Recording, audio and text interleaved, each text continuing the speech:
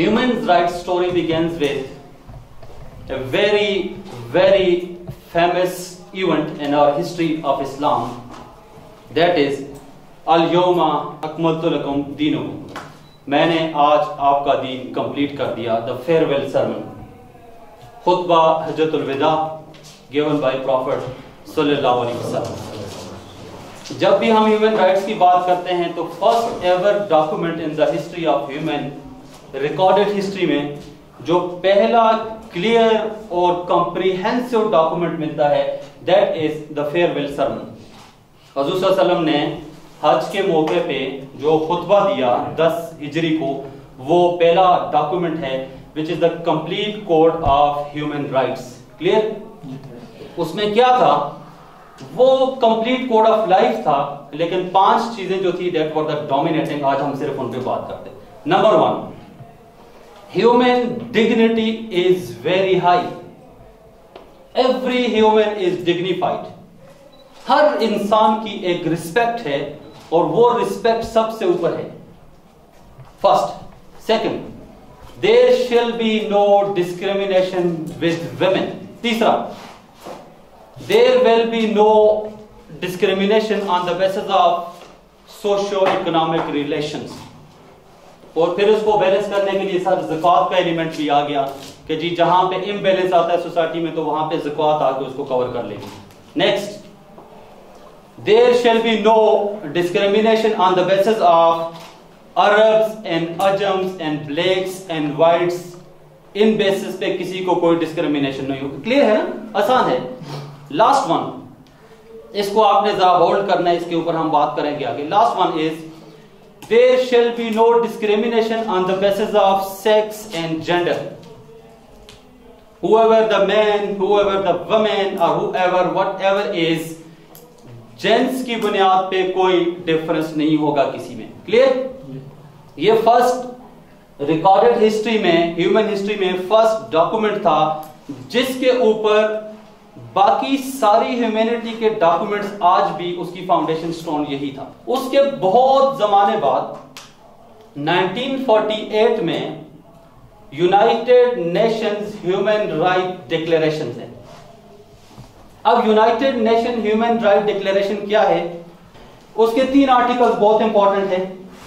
That has been adopted by United Nation General Assembly on December 10, 1948 under article 217A.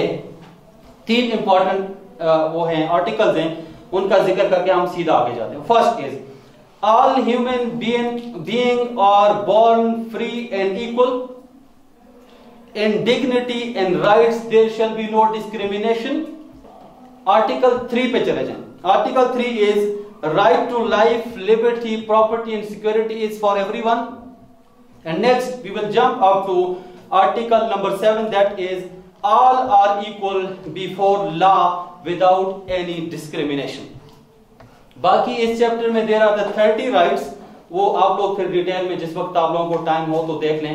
30 rights हैं उसमें, लेकिन चूंकि 3 आज के हमारे सेशन के साथ रेलिवेंट हैं तो आज हम इन 3 पे ही बात करेंगे. डिस्क्रिमिनेशन नहीं होगी. डिग्निटी इंसान की एज ए ह्यूमन, जब आप एज ए ह्यूमन बॉर्न हो गए of any religion, of any reason, of any caste, of any colour, of any creed, ऑफ एनी जात, ऑफ एनी पाथ, तो सब में आपकी डिग्निटी, ह्यूमन की जो डिग्निटी है वो मेंटेन की जाएगी. Is it clear? आगे आर्टिकल में जाकर वो सिर्फ ये कहता है अगले आर्टिकल में कि there shall be no discrimination on any basis. The third document is constitution of Pakistan. Constitution of Pakistan of 1973. उसकी कंपोजिशन में आपको थोड़ी सी बता देता हूं, आगे जाता हूं. That is very simple composition. Article number 1 to 6 are the introductory articles. पहले आर्टिकल दूसरे स्टेट की डेफिनेशन है, Islam as a state, religion है, टेरिटरी डिफाइन की हुई है, और फिर there is the dangerous one, the article 6. ठीक है ना? उसका आप लोगों को पता है. Then article 7 है. article 7 is the definition of state. इसके बाद वाले जो आर्टिकल हैं वो स्टार्ट होते हैं आर्टिकल नंबर 8 से 28 तक. आर्टिकल नंबर 8 से 28 तक के जो आर्टिकल हैं ये हैं फंडामेंटल राइट्स के. अगर हम इनको गिन ले 1 मिनट में, तो there is the right to life, detention के राइट्स हैं, सिक्योरिटी है, फ्री ट्रायल है, स्लेवरी को खत्म किया गया है, फोर्स लेबर है उसको खत्म किया गया है, ह्यूमन डिग्निटी को एस्टेब्लिश किया गया है, फ्रीडम को इंश्योर किया गया है, फ्रीडम ऑफ मूवमेंट है, फ्रीडम ऑफ एक्सप्रेशन है, फ्रीडम ऑफ स्पीच है, फ्रीडम ऑफ एसोसिएशन है, प्रॉपर्टी है, एजुकेशन का जो आर्टिकल अभी डाला आर्टिकल 25A है 18th अमेंडमेंट में, और इक्वलिटी है। And last but not the least what we have concern with today is article 26, which is known as non-discrimination article, that there shall be no discrimination on the basis of caste, color, creed, region, religion and sex. अब इसके बाद चौथी चीज पे आ जाए। Next is our today's topic, मैं सिर्फ उसको रिलेट कर रहा था, that is a drive for transgender social inclusion। अब जब हमने वहां पे ये कहा कि डिग्निटी को मेंटेन करेंगे और तीनों बड़े फाउंडेशनल स्टोन में डिग्निटी के ऊपर कोई डिस्क्रिमिनेशन नहीं होगी, तो my question to you is whether जो ट्रांसजेंडर हैं क्या उनको भी हम इक्वल ह्यूमन समझते हैं? क्या उनकी भी डिग्निटी सोसाइटी में है? क्या हम हुजूर सल्लल्लाहु अलैहि वसल्लम के उस फरमान को मानते हैं जिनके मुताबिक उन्होंने ह्यूमैनिटी की डिग्निटी को ना सिर्फ रिस्टोर किया बल्कि एस्टैब्लिश भी किया? क्या हम हुजूर सल्लल्लाहु अलैहि वसल्लम की हर बात सुन्नत है ना, क्या हम उस सुन्नत को मानते हुए उनको सोसाइटी में एज ए इक्वल ह्यूमन समझते हैं? मेरे ख्याल में माजरत के साथ इंक्लूडिंग मी माई सेल्फ हम नहीं समझते ऐसा, क्योंकि हमारा सोशल कंस्ट्रक्ट ऐसा है। जिस सोशल कंस्ट्रक्ट में कुछ बड़े लोग हैं, कुछ छोटे लोग हैं, कुछ दरमियाने लोग हैं और कुछ आखिरी लोग हैं और कुछ इंसान ही नहीं है। So these are the people who are suffering this dignity issue, number 1। Second, Pakistan में जस्टिस इफ्तिखार महमूद चौधरी के टाइम पे एक केस जो है वो सुप्रीम कोर्ट में आया, विच इज नोन एज खाकी वर्सेस रावलपिंडी केस। खाकी वर्सेस रावलपिंडी केस में एक बंदे ने रिट पिटीशन दायर की कि जी इनके ट्रांसजेंडर के कोई राइट्स नहीं है तो उनके राइट्स को एस्टेब्लिश किया जाए। So the first document in the Pakistan history was the judgment given by Iftikhar Muhammad Chaudhry supreme court where the rights of trans people have been established का लफ्ज़ मेरे ख्याल में ज्यादा ऊपर चला जाएगा, एटलीस्ट इंट्रोड्यूस्ड, एटलीस्ट मान लिया गया कि इनके कोई राइट्स हैं। राइट्स क्या थे? There shall not be no discrimination on the basis of gender disorder, body में जो है हैरेसमेंट नहीं होगी, बैड नेम और इलीगल अडॉप्शन नहीं होगी, इसके लिए लेजिस्लेशन नहीं थी, इसके लिए इनहेरिटेंस की कोई राइट्स नहीं थे, नादरा में वो अपने आईडी कार्ड्स नहीं बना सकते थे, एजुकेशन का उनके लिए कोई वो नहीं था। और फिर आप लोग अपने पास नोट कर लें अगर किसी का इंटरेस्ट हो तो बिहार स्टेट इंडिया का एक केस है, that is very interesting, Indian Bihar states with respect to trans people in India. इसके हवाले से एक बड़ा इंटरेस्टिंग केस है, उसको आप लोग खुद फिर देख लेना चूंकि टाइम कम है। अब इस जजमेंट के बाद सुप्रीम कोर्ट ने पाकिस्तान के नेशनल असेंबली को, बल्कि पार्लियामेंट को हम अगर आसान उसमें कहें, ये एक तरह की एडवाइस दी कि आप एक बिल इंट्रोड्यूस करें जिनमें इन ट्रांस जो पीपल हैं इनके राइट्स एस्टेब्लिश करें। That bill has been passed by parliament of Pakistan in 2018, जिसमें 5-6 चीजें एस्टेब्लिश हुई। आधे मिनट में गिन के आगे चलते। नंबर 1, इनकी आइडेंटिटी को एस्टेब्लिश कर लिया गया कि जी they are the human, they must have the dignity in the light of human rights declaration act and in the light of sermon delivered by prophet सल्लल्लाहु अलैहि वसल्लम। नंबर 2, नादरा को यह डायरेक्शन दी गई कि यार ये इंसान हैं, इंसानों के शनाख्ती कार्ड होते हैं, हम सब के पास है, इनके भी शनाख्ती कार्ड बना लें। इलेक्शन ऑफिस को यह डायरेक्शन दी गई कि जी राइट टू वोट जो है वो हर किसी का राइट है, इनको भी वोट का हक दिया जाए, ये भी अपनी मर्जी का इजहार कर सकें कि who will be our representative और who should be our representative. No discrimination Assembly passed that there shall be no discrimination on the basis of gender, on the basis of sex. Whether there is male, he is equally respectable. Where there is female, she is equally respectable. And where there are trans people, they are equally respectable. Prohibition against harassment, उनकी जो माशरे में harassment होती है. Look, harassment is of 4 types. हम जब harassment गिनते हैं तो हम we usually refer it to the sexual harassment. Harassment is of 4 types. Number 1 is social harassment. Number 2 is psychological harassment. Number 3 is sexual harassment. And number 4 is economic harassment. ये 4 तरह, और ये चारों harassment वो हैं जो कम से कम ये लोग बेचारे जो है वो जरूर सफर कर रहे होते हैं. नेक्स्ट इज उनको सेफगार्ड हाउस देने का वो वादा किया गया जो नहीं दिए. जेल्स में उनके लिए सेपरेट सेल बनाने का वादा किया गया जो नहीं किया गया. और आज के जो सेशन के साथ हमारा रेलेवेंट है दैट इज इस पे बात की गई कि सेंसिटाइज किया जाएगा. What is sensitisation? For example मुझे नहीं पता था कल तक नहीं पता था कि अब ये मखलूक जो है ये मार्जिनलाइज तो है, ये मेन स्ट्रीम सोसाइटी का हिस्सा कब बनेगी और कैसे बनेगी? देखें, ये तब बनेगी जब हम सेंसिटाइज होंगे कि इनका इशू है, इनको इंसान नहीं समझा जाता. जब हम सेंसिटाइज होंगे कि ये प्रॉफिट सल्लल्लाहु अलैहि वसल्लम के सरमन के मुताबिक भी ह्यूमन है. जब हम ये फर्ज करेंगे कि ये ह्यूमन राइट डिक्लेरेशन के तहत भी ह्यूमन है. जब हम ये मान लेंगे कि हमारे आईन ने भी उनको ह्यूमन मान लिया. जब हम ये मान लेंगे कि सुप्रीम कोर्ट की जजमेंट ने और नेशनल असेंबली की बिल ने भी इनको ह्यूमन एस्टैब्लिश कर लिया. अब कौन रास्ता नहीं दे रहा? हम रास्ता नहीं दे रहे. वी बीइंग द सोसाइटी रास्ता नहीं दे रहे. मैं तो कहता हूं कि मेरी डिग्निटी है, मैं तो कहता हूं कि हम सारे उस्ताद हैं, हमारी डिग्निटी है और हम अपनी डिग्निटी के लिए एसोसिएशन भी बनाते हैं. ऐसा ही है ना, हम अपनी डिग्निटी के लिए स्ट्राइक भी करते हैं, धरने भी देते हैं, अपने आप को मुआशरे में भी एस्टैब्लिश करते हैं कि हम टीचर्स हैं. लेकिन माइंड नहीं करना, मैं खुद भी टीचर हूं. सीरियसली स्पीकिंग, हम खुद भी इनको इंसान नहीं समझते थे. सो सोशल इंक्लूजन कैसे होगी? सोशल इंक्लूजन ऐसे होगी कि जब हम इनके लिए स्पेस क्रिएट करेंगे, इनके लिए हम स्पेस क्रिएट करेंगे ताकि ये जो है उस स्पेस में आके इस मेन स्ट्रीम सोसाइटी का हिस्सा बन सके.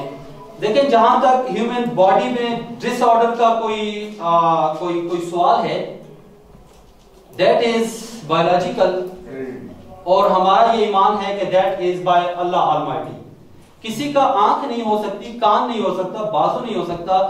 डिसेबल बच्चे पैदा होते हैं, ऐसा ही है. तो किसी में अगर ये सेक्सुअल डिसेबिलिटी के साथ पैदा हो गया तो इट डजंट मीन कि ही इज और she is not human. Secondly ये है कि चूंकि कोविड का फेज गुजरा और कोविड के फेज में आपको पता है सब लोगों ने सफर किया. बिजनेस सफर हुए, ट्रांसपोर्ट सफर हुई. हमारे जो लोग फॉरेन में थे, मिडिल ईस्ट में स्पेशली थे, वो घर बैठे हुए हैं. लोगों के कारोबार ठप, आना जाना, ट्रैवलिंग, फलां सारी चीजें ठप. तो आप सोचें कि मुआशरे का एक ऐसा एलिमेंट जिसको ना इंसान समझा जाता था, ना उनके पास घर था, वो रेंट के घरों में रह रहे हैं, उनको घरों में से निकाला हुआ भी है, उनका कोई सोर्स ऑफ इनकम भी नहीं है, उनका सोर्स ऑफ इनकम रक्स है. और I must be blunt to say, उनका source of income when they are sexually harassed. जब ये सारी चीजें बंद है तो हमारे मुआशरे के इस इंसान के इस सेगमेंट पे क्या गुजरी होगी. तो कोविड में इन लोगों ने बहुत ज्यादा सफर किया. Thanks to team of seek and HRCP, they have created an advocacy program for these people कि अब हम इस चैलेंज को अपॉर्चुनिटी में बदलेंगे और हम इस चैलेंज को सामने रखते हुए अपने मुआशरे को सेंसिटाइज करेंगे, अपने लोगों को मोबिलाइज करेंगे और स्पेशली टीचर्स को और ऐसे लोगों को जो इन्फ्लुएंशियल हैं, जिनकी राय वाकई एक मुकाम रखती है सोसाइटी में, जो लिख सकते हैं, जो बोल सकते हैं, जो मैसेज कन्वे कर सकते हैं. हम उन सारे लोगों को सेंसिटाइज करेंगे ताकि इस माशरे में इन लोगों की सोशल इंक्लूजन के लिए रास्ता हमवार किया जा सके। So that was all from my side today. If you have any questions, you are welcome. इस तरह आपने फाइनेंशियल पॉइंट ऑफ व्यू से बात की कि उनका सोर्स ऑफ इनकम क्या है, हर चीज़ें कोविड की वजह से बंद है, लेकिन बीइंग ए टीचर हम उनके लिए किस तरह आप कह सकते हैं कि हम कोई उनके लिए अपॉर्चुनिटी क्रिएट कर सकते हैं? सर दो चीज़ें हैं, एक थ्योरेटिकल है और रियल है। थ्योरेटिकल ये है, मैं इस पे बिलीव करता हूँ कि किसी को सिंपैथीज ना दें। जब आप किसी को सिंपैथीज दे रहे होते हैं ना, तो दरअसल ये सोशल साइंसेस में हम इसको सुपीरियर और इंफीरियर रिलेशन कहते हैं कि सुपीरियर है, वो बड़ा है, वो सिंपैथी दे रहा है, इस गरीब की उंगली पकड़ रहा है, इसको सहारा दे रहा है। No, we don't have to give this sympathy to these people. हम उनको उनका ड्यू राइट दे दें, उनका मुकाम दे दें, उनको हकारत की नजर से ना देखें, उनको हकीर इंसान ना समझे, उनको बराबर इंसान समझे। बायोलॉजिकल डिसऑर्डर की वजह से उनको इंसानों की फेहरिस्त में से बाहर ना निकालें, number 1। And number 2 is real, that is practical, and that is very interesting. ये जो आपके पास सामने सीख की टीम है ना, इन लोगों ने उनकी बहुत हेल्प की है। And one of the example is, आपको पता है इस दफा इन लोगों ने कुर्बानी भी जाके उनके डेरों पे उनके साथ की और गोश्त उनको ही दे के आए। So that is an example जिसके ऊपर बात की जा सकती है, और जो एग्जांपल कहीं पर दी जा सकती है, उससे इनका कद छोटा नहीं हुआ। लेकिन इन्होंने, मुझे दूसरी जगह पे ये भी पता है, आई एम सॉरी टू से द वर्ड, इन्होंने बर्दाश्त भी किया जब लोगों ने इनको ये कहा कि यार आप लोगों का घर नहीं था कि आप खुसरों के साथ कुर्बानी करने के लिए गए। This word carries social construct of marginalisation. ऐसे वर्ड्स को, ऐसे आइडियाज को हमने ही डिस्करेज करना है ताकि इनके लिए स्पेस बन सके। फिर मेरा क्वेश्चन एक इंफॉर्मेशन के लिए कि ये सिर्फ सब कॉन्टिनेंट में, मेरे ख्याल में कि ये जो ट्रांसजेंडर है एक नेग्लेक्टेड क्रीचर है, I think it's only in सब कॉन्टिनेंट। बाहर की दुनिया में तो यूरोपियन कंट्रीज में मेरे ख्याल में ये लोग मेन स्ट्रीम में होते हैं। मतलब मेरी शायद ये सही कह रहा हूँ कि जैक स्कैलिस एक ऑलराउंडर था, उसके बारे में सुना कि वो था ट्रांसजेंडर, लेकिन किसी ने उसको मतलब इस तरह मतलब कंस्ट्रक्ट नहीं किया कि वो बस एक जगह पर रिस्ट्रिक्ट होकर नहीं बैठा। या हमारे यहाँ जैसे ये है कि जी बस सिर्फ एक ही काम, जैसे आपने कहा कि रक्स है और इस तरह ही रोजी कमानी है, ये सिर्फ हमारे पाकिस्तान में है या सब कॉन्टिनेंट में, कि बाहर की दुनिया में ऐसा कोई कॉन्सेप्ट है? आपने इस पर काम किया है, तो मैं सिर्फ इन्फॉर्मेटिवली पूछ रहा हूँ कि क्या हम ही ऐसे लोग हैं कि हमने ये चीज़ें मार्जिनलाइज की हुई हैं? दरअसल ये हमारे माशरे का सोशल कंस्ट्रक्ट है। सोशल कंस्ट्रक्ट ने ही कुछ लोगों को सुपीरियर और कुछ को इंफीरियर बना दिया। दूसरी एग्जांपल आप देखें कि हमारा सब कॉन्टिनेंट ही था जो रिलीजन्स में भी जातें रखता था। आप ब्राह्मण से लेके खुश्तरी और वैश्य और शूद्र तक आ जाएं तो हमारे यहाँ हिंदुइज्म के सारे पैरोकारों में भी 6 जातें थी। कोई ब्राह्मण था ऊंची जात का और कोई खुश्तरी था आखिरी जात का। तो नंबर 3, आपको पता है और हम सबको पता है कि ट्राइब्स की बेस पर भी हमारे यहाँ ऊंची और नीची जातें मौजूद हैं। और सर ये सोशल कंस्ट्रक्ट था सब कॉन्टिनेंट का, पहली बात। दूसरी बात ये है कि मुगल, हमने इस पे एक सेशन किया है डॉक्टर आदल साहब के साथ, वो हमारे उस पे है। हमारे यहाँ जब मुगल पीरियड था, अब मुगल पीरियड में इनको टोटली मार्जिनलाइज कर दिया गया। मुगल पीरियड में जो बादशाहों के घरों पे जो लोग सर्विसेज देते थे, जो हरम सराओं पे, वो ट्रांसजेंडर थे। बादशाह कहते थे कि चूंकि ये मेल नहीं हो, चूंकि ये फीमेल नहीं है, तो इनका काम ये है कि हमारी हरम सराओं पे खिदमत करें। अब खिदमतें तो उन्होंने की साल, 150 साल, 200 साल, लेकिन उन खिदमतों ने इनको तीसरे ग्रुप के तौर पे एस्टेब्लिश कर लिया। As far as your question is concern sir, ये हमारा सोशल कंस्ट्रक्ट है, ये इंडियन कंस्ट्रक्ट है, और ये मुगल्स टाइम में ज्यादा एस्टेब्लिश हो गया।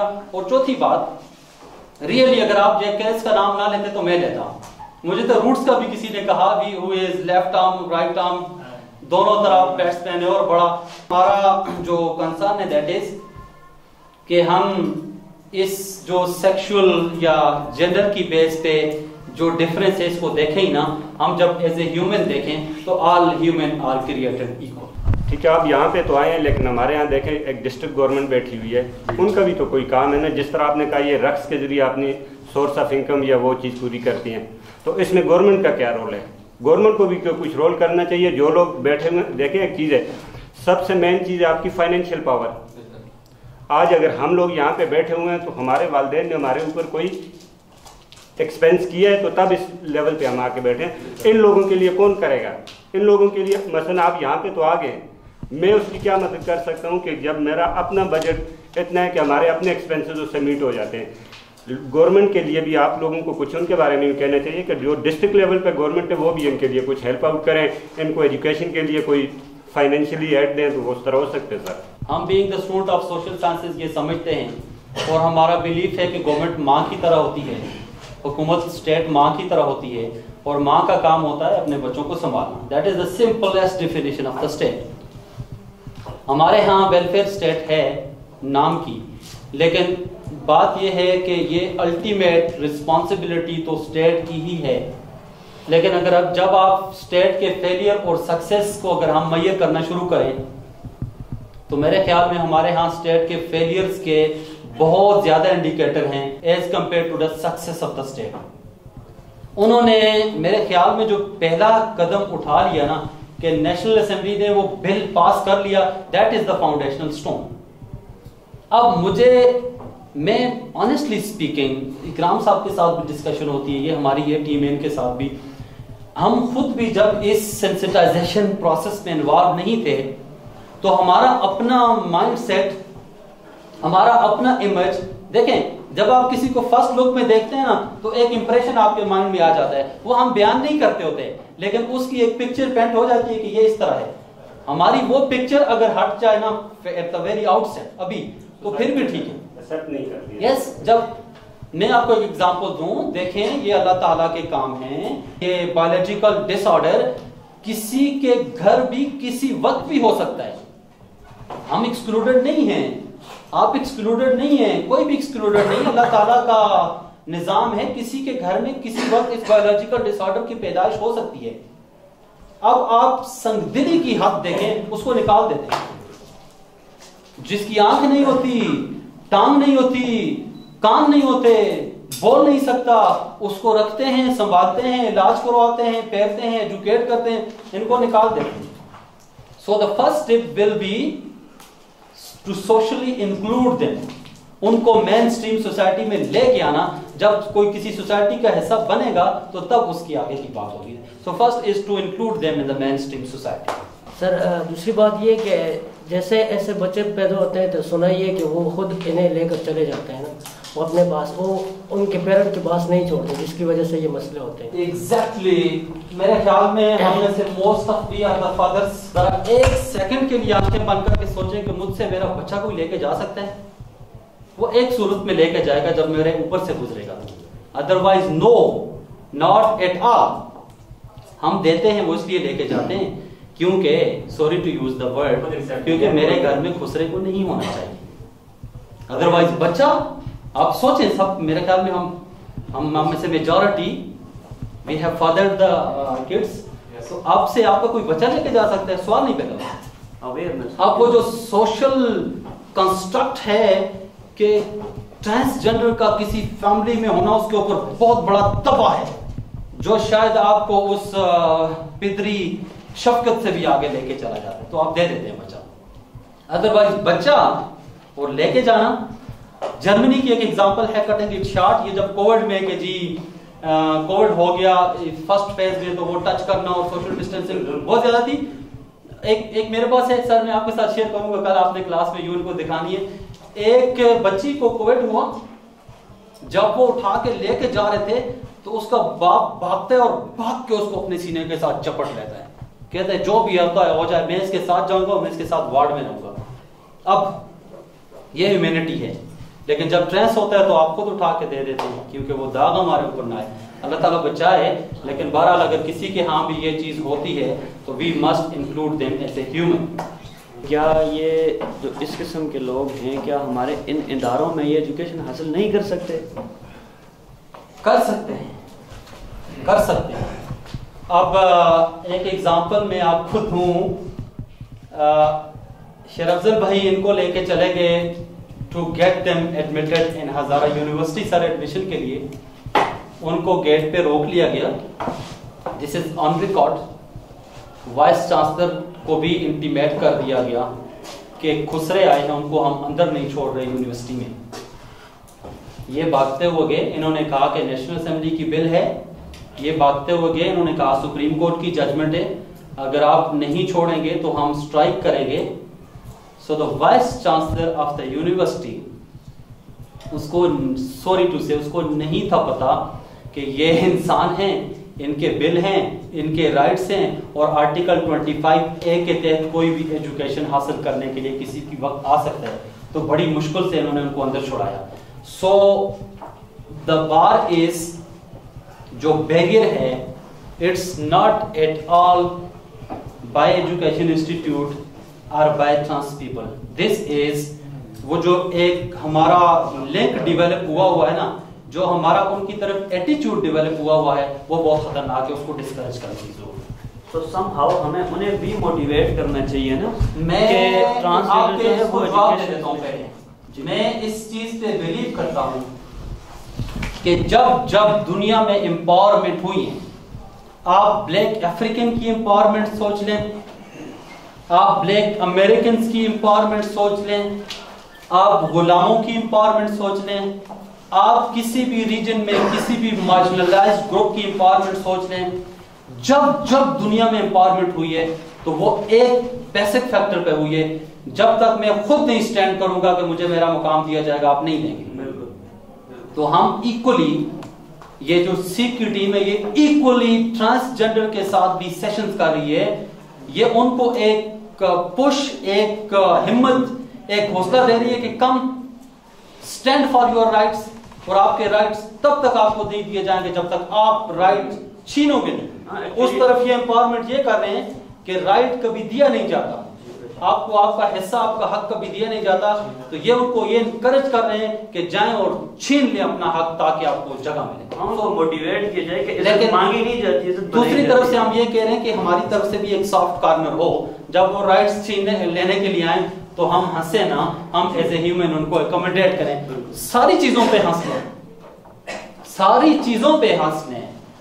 हजूर सल्लल्लाहु अलैहि वसल्लम के फेयरवेल सर्मन को ध्यान में रखते हुए कि there shall be no discrimination with any human on the basis of race, caste, colour, creed and sex, उनको अगर हम जगह दे दें तो इनके लिए इंक्लूजन हो सकती है।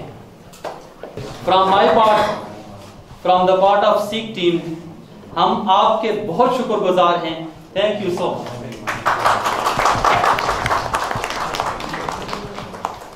हम तक इन्होंने पैगाम पहुँचाया और आगे हम ये पैगाम पहुँचाएंगे। दिस इज ऑल ड्यूटी, हमने आगे अपनी सोसाइटी में ये पैगाम पहुँचाना है कि इनकी बहुत ज़बरदस्त ये स्टेप है कि ट्रांसजेंडर जो कि एक निगलेक्टेड क्रीचर, इन्होंने सारा बैकग्राउंड बता दिया, इसमें हमने अपना रोल प्ले करना है। तो इस तरह के लोग जब ये स्टेप उठाएंगे और हम being teachers, this is our moral duty, हमने इनके इस पैगाम को आगे लेके जाना है।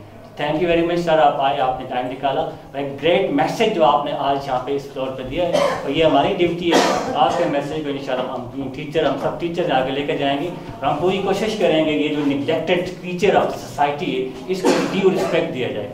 इस पर इंशाल्लाह हम भी अपना रोल प्ले करेंगे। And thank you very much again, I appreciate your step the team.